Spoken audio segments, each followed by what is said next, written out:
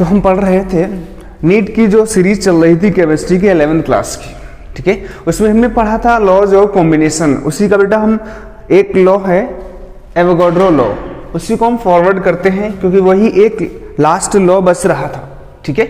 उसमें हम न्यूमेरिकल भी देखेंगे कि देखो कैसे कैसे न्यूमेरिकल आते हैं नीट में, ठीक है। तो इसको करते हैं, इंपॉर्टेंट लॉ है, देखो एवोगाड्रो लॉ।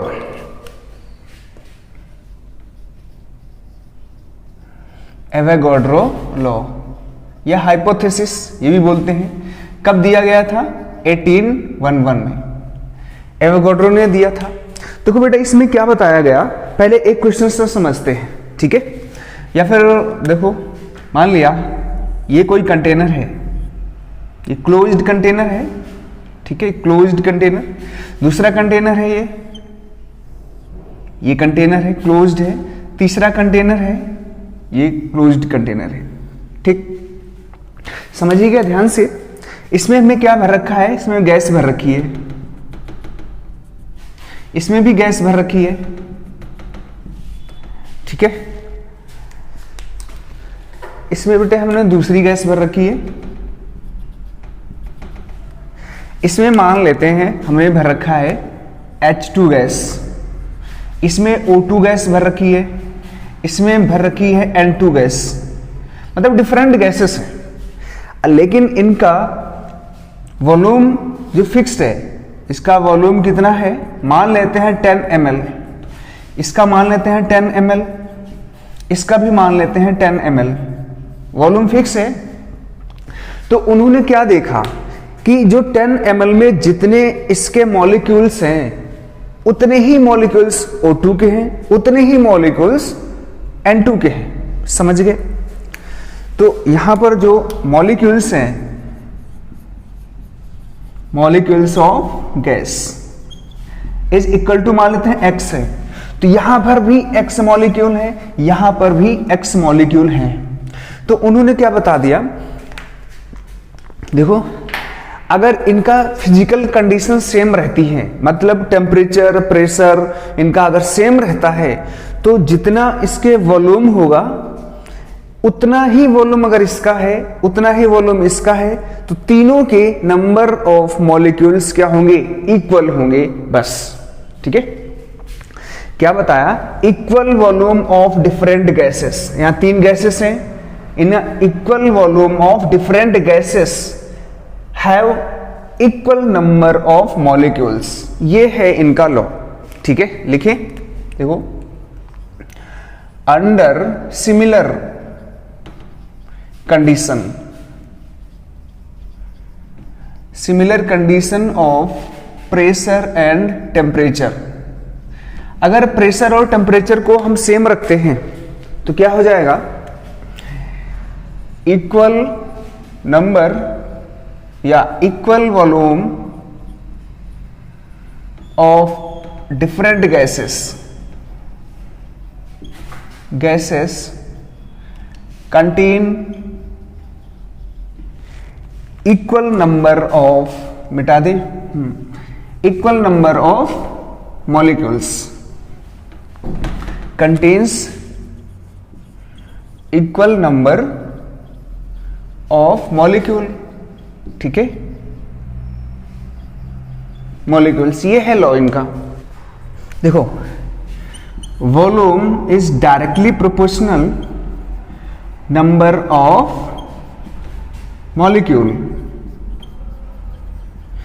अब नंबर ऑफ मॉलिक्यूल वॉल्यूम के डायरेक्टली प्रोपोर्शनल होता है, ये इन्होंने प्रूव करके दिखा दिया। कैसे प्रूव किया अभी देखेंगे। तो इसको और कैसे लिख सकते हो? V directly proportional N, N कह सकते हो नंबर ऑफ मॉलिक्यूल्स, ठीक है। अब नंबर ऑफ मॉलिक्यूल्स को हम रिप्लेस कर सकते हैं मोल्स से, ठीक है। तो यहां पर क्या लिख सकते हो? Volume is directly proportional two moles, number of moles. तो ये हमने प्रूफ करके दिखा दिया। या फिर क्या कह सकते हो? Volume is directly proportional number of moles, ठीक। ध्यान से देखना, ये अगर बेटा देखो मिटा दें, चलो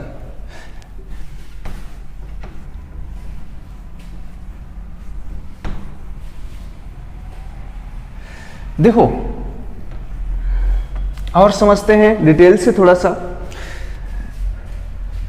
मान लेते हैं ये 20 ml H2 है, ठीक है। इसका वॉल्यूम 20 ml है, तो इसमें मॉलिक्यूल्स मान लेते हैं X मॉलिक्यूल, ठीक है बेटा, X मॉलिक्यूल मान लेते हैं। अगर यहीं पर हमने क्या कर दिया है, 20 ml हमने O2 ले लिया है, तो देखा इसमें भी X मॉलिक्यूल है। अगर हमने यहां पर 20 ml CO2 ले लिया है, गैस है बेटा, तो ये भी क्या है, X मॉलिक्यूल, ठीक है, X मॉलिक्यूल से। अब हमने क्या कर दिया, इसका इसका जो वॉल्यूम है उसको हमने हाफ कर दिया। मान लिया इसका 10 ml ले लिया H2, तो हमने क्या देखा कि इसके जो मॉलिक्यूल्स हैं वो भी हाफ हो गए, यानी X/2, इसका भी हाफ हो गया। इसका हमने क्या कर दिया, इसका 10 ml कर दिया O2, तो देखा इसका भी हाफ हो गया मॉलिक्यूल, ठीक है। इसका भी हमने 10 ml कर दिया, तो ये भी X/2 हो गया, ठीक है। तो उन्होंने क्या कहा कि अगर इक्वल वॉल्यूम है डिफरेंट गैसेस के, तो उनके मॉलिक्यूल्स भी इक्वल होंगे, राइट, समझ गए। चलो एक बात और समझते हैं, इसका हमने वॉल्यूम कर दिया है, इसका ट्रिपल कर दिया है, मान लिया 60 ml कर दिया, किसका, H2 का, तो देखा कि 3x बन गया मॉलिक्यूल्स। यहां पर भी 60 ml किया, तो देखा 3x, यहां पर भी 60 ml किया, 60 ml है बेटा, तो यहां पर भी 3x। तो ये लॉ उन्होंने एक्सपेरिमेंटल प्रूव करके दिखा दिया कि equal volume of different gases, equal volume of different gases contain equal number of molecules, ठीक, आगे समझ में। चलो अब इसको थोड़ा सा और एलेबोरेट करते हैं और डिटेल से समझते हैं कैसे। बेटा यहां प्रेशर और टेम्परेचर कांस्टेंट रखना है, ठीक है, क्योंकि कंडीशन सेम रहनी चाहिए। चलो देखो, ये है कंटेनर, ठीक है, क्लोज्ड कंटेनर है। दूसरा ये कंटेनर है, ये क्लोज्ड कंटेनर। तीसरा कंटेनर ये क्लोज्ड कंटेनर है। आगे समझ, ठीक है। देखो अब हमने क्या किया, इसमें हमने हाइड्रोजन गैस भर दी, कोई भी गैस भर दो, हाइड्रोजन गैस भर दी H2, ठीक। अब इसमें हमने क्या कर दिया, इसमें हाइड्रोजन O2 गैस भर दी, इसमें भर दिया मान लिया N2 गैस या CO2 भर दो, CO2 भर दिया इसमें, ठीक। इसका प्रेशर मान लिया, इन सभी का प्रेशर कैसा है, P1 है, इन सभी का टेम्परेचर कैसा है, T1 है। इसका भी P1 है, इसका भी P1 है, T1 है, इसका भी P1 है, T1 है। टेम्परेचर मतलब प्रेशर और टेम्परेचर तीनों कंडीशन में सेम है, तीनों कंटेनर में सेम प्रेशर और सेम टेम्परेचर है, मतलब सिमिलर कंडीशन है। तो इसके मॉलिक्यूल्स हमने देखा कि N कितना बना, N देखा, मान लेते हैं कि X मॉलिक्यूल बन गए, ठीक है, X मॉलिक्यूल्स। यहां पर भी देखा X मॉलिक्यूल, यहां पर भी देखा X मॉलिक्यूल, ठीक, हमने देखा क्योंकि X मॉलिक्यूल यहां पर भी देखा, X यहां, X यहां, क्यों, अगर इनका वॉल्यूम सेम है तो वॉल्यूम हमने कितना ले लिया, मान लेते हैं इसका बेटा वॉल्यूम ले लिया है, वॉल्यूम कितना लिया है, मान लेते हैं 100 ml ले लिया, 100 ml। यहां भी कितना है 100 ml, यहां पर भी कितना है 100 ml। ठीक, अगर देखो डिफरेंट गैसेस का वॉल्यूम सेम है तो उनमें मॉलिक्यूल्स भी सेम होंगे। चलो एक बात समझ में आ गई है, तो इसको हम क्या लिखें कि V1 हम मान लेते हैं V1 सभी का है, इज डायरेक्टली प्रोपोर्शनल N1 मान लेते हैं। क्यों? क्योंकि सभी का N1 है, यहां पर भी N1 है, यहां पर भी N1 है, यहां पर भी V1 है, यहां पर V1 सब जगह ऐसा ही है, सेम कंडीशन है। ठीक, तो एक तो सिचुएशन ये बन गई बेटा। अब हमने क्या किया है, इनको हमें वॉल्यूम बढ़ा दिया, वॉल्यूम डायरेक्टली प्रोपोर्शनल है ना, अब हमने वॉल्यूम बढ़ा दिया। कैसे बढ़ाया? अब एक सिचुएशन हमने कर दी यहां पर, थोड़ा सा देखो, ये है कंटेनर, ये दूसरा कंटेनर, ये तीसरा कंटेनर। ठीक है बेटा, इसका वॉल्यूम हमने बढ़ा दिया, वॉल्यूम तो बढ़ा नहीं दिख रहा ना, लेकिन हमने बढ़ा दिया। ठीक है, या इसको घटा दो वॉल्यूम, तो इसका वॉल्यूम हो गया, मान लिया वॉल्यूम कितना है इसका 200 ml कर दिया। अब बताओ बेटा, अगर 200 ml कर दिया है तो मॉलिक्यूल्स कैसे रहेंगे, डबल हो जाएंगे। यानी इसका V1 ऐसे मान लो, V2 कितना कर दिया है 200 ml, तो N2 कितना हो जाएगा 2x हो जाएगा। समझ गए? ये भी V2 है 200 ml, N2 कितना हो जाएगा 2x हो जाएगा। यहां पर V2 कितना है 200 ml, N2 कितना हो जाएगा 2x हो जाएगा। ये सारा गैस है बेटा। ठीक, अब ध्यान से देखो यहां पर क्या हुआ, यानी V2 is directly proportional N2। समझ गए? कोई दिक्कत नहीं। अब इसको रिलेट करते हैं, कैसे रिलेट करेंगे? ये क्या हो जाएगा, V1 by N1 is equal to K constant. यहां पर क्या हो जाएगा, V2 by N2 is equal to constant. अब ये कांस्टेंट इक्वल कर देते हैं तो क्या फॉर्मूला निकल के आता है, V1 by N1 is equal to V2 by N2। ये फॉर्मूला बहुत इंपॉर्टेंट आया। ठीक है, ये फॉर्मूला बहुत इंपॉर्टेंट आया। चलो ये फॉर्मूला आया, ठीक है, तो इसको और डिटेल से समझते हैं कैसे हुआ ये एवोगाड्रो लॉ। देखो बेटा, यहां पर क्या हुआ था, हमने वॉल्यूम चेंज किया था। बेटा अगर किसी का वॉल्यूम चेंज करेंगे तो क्या होगा, वॉल्यूम चेंज करने से प्रेशर भी चेंज हो जाता है। ठीक है, अगर हमें प्रेशर कांस्टेंट रखना है तो उसमें नंबर ऑफ मॉलिक्यूल्स भी चेंज करने पड़ेंगे। कैसे? एक मिटा दें इसको। चलो देखो और समझो थोड़ा सा डिटेल से। एक इक्वेशन है आइडियल गैस इक्वेशन, उसके थ्रू समझो। यहां पर देखो बेटा, हमारी आइडियल गैस इक्वेशन है PV is equal to nRT। PV is equal to nRT। P क्या है, ये प्रेशर है, ये वॉल्यूम है, ये मोल्स है, ये गैस कांस्टेंट है, ये टेम्परेचर है। तो हमने क्या देखा, V डायरेक्टली प्रोपोर्शनल N, यानी P हमने और R और T, ये R तो कांस्टेंट होता ही है, गैस कांस्टेंट है, इन दोनों को हमने कांस्टेंट करके रखा है। P और T क्या है, ये सेम है, यानी कांस्टेंट है बेटा। अगर ये कांस्टेंट है तो V डायरेक्टली प्रोपोर्शनल N हुआ।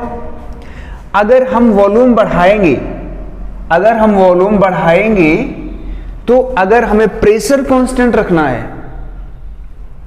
प्रेशर कांस्टेंट रखना है तो नंबर ऑफ मोल्स क्या करने पड़ेंगे, बढ़ाने पड़ेंगे। देखो कैसे, ये है मान लिया इसका P1 है इसका, और प्रेशर P1 है, वॉल्यूम V1 है और मोल्स N1 है मान लेते हैं, ठीक है, इसमें जो भी गैस है उसका। अब हमने क्या किया है, इसमें हमने वॉल्यूम बढ़ा दिया, यानी वॉल्यूम क्या कर दिया, इंक्रीज कर दिया। अब देखो अगर हम वॉल्यूम बढ़ाएंगे बेटा, इसका वॉल्यूम बढ़ाएंगे, इसका मतलब हमने क्या किया है, हमने प्रेशर बढ़ जाएगा कि नहीं बेटा, या घट जाएगा, बताओ। वॉल्यूम बढ़ाने से प्रेशर घटता है, याद रखना है। जिसका अब कोई छोटा बलून है उसमें जो गैस का प्रेशर है, एक बड़ा बलून है उसमें गैस का प्रेशर है, किसका प्रेशर ज्यादा होगा, छोटे में ज्यादा होगा, ठीक है, क्योंकि जितना एरिया कम होता है प्रेशर उतना ज्यादा होता है। तो यहां पर वॉल्यूम बढ़ाने से क्या होगा, यह प्रेशर कम होगा, तो प्रेशर हमें मेंटेन करना है, इसका मतलब नंबर ऑफ मोल्स बढ़ाने पड़ेंगे, ठीक है। नंबर ऑफ मोल्स बढ़ा दो, क्यों, वॉल्यूम बढ़ जाएगा तो नंबर ऑफ मोल्स बढ़ जाएंगे, अगर प्रेशर कांस्टेंट रखना है तो, ठीक। एक न्यूमेरिकल देखते हैं बेटा जो आया हुआ है नीट में, क्वेश्चन है ये बेटा, क्वेश्चन है ये 2014 में आया है, 2014, किसमें, NEET.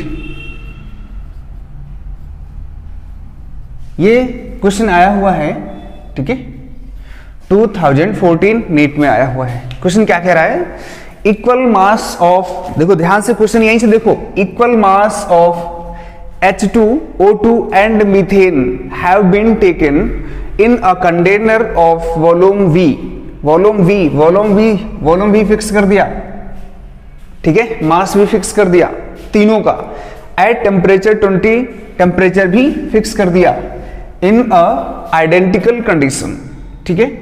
The ratio of volume of gas H2O2 and CH4 would be, इनका रेशियो पूछा है, वॉल्यूम का रेशियो पूछा है, ठीक है, समझ गए। चलो करते हैं यहां पर क्वेश्चन। अब यही एवोगाड्रो लॉ लगाओ, एवोगाड्रो हाइपोथेसिस क्या कहती है कि equal volume of all gases, equal volume of different gases contains equal number of molecules, ठीक है। तो यहां पर मास दिया हुआ है, मॉलिक्यूल्स लगा लें, देखो सॉल्व करते हैं बेटा, आंसर देखो, इनमें से ये आंसर है, ये आंसर है, ये आंसर है, ये आंसर है, तो कौन सा करेक्ट है, देखो according to hypothesis, Avogadro hypothesis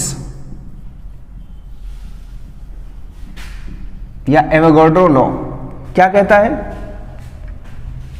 V directly proportional N, ये कहता है, क्या कहता है बेटा कि equal volume of all gases contains equal number of molecule, ठीक है।